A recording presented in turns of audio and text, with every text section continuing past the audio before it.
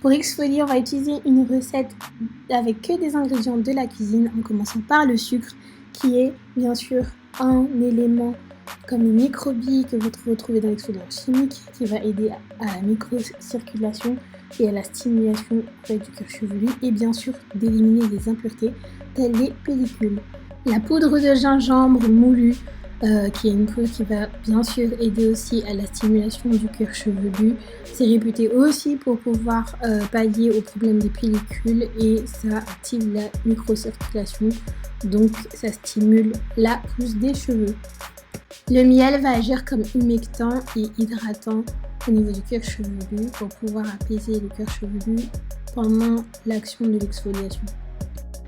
Le gel d'aloe vera est toujours très bon pour le cuir chevelu parce que ça l'apaise, ça stimule la pousse et surtout ça hydrate le cuir chevelu en profondeur, donc ça fait du bien.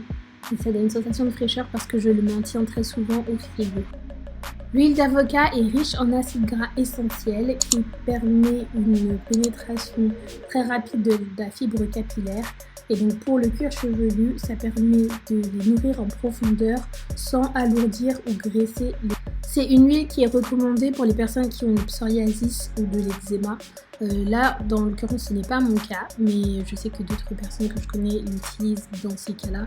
Et ça marche très bien pour pouvoir hydrater les cheveux et les nourrir en profondeur.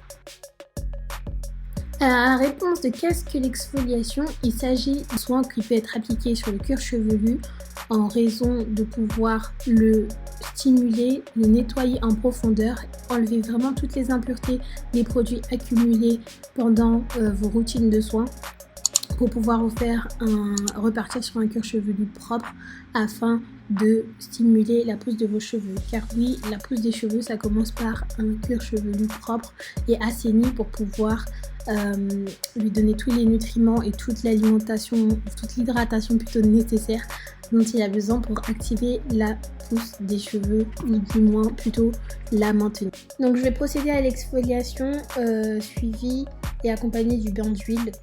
Donc ça va être vraiment dans les premières étapes de ma routine avant de laver mes cheveux et de mettre les soins. Comme c'est fait maison, je peux aussi l'appliquer sur mes lèvres et d'ailleurs sur toutes les parties de mon corps pour pouvoir exfolier le corps en général. J'espère que cette vidéo vous a plu. À bientôt pour une nouvelle vidéo.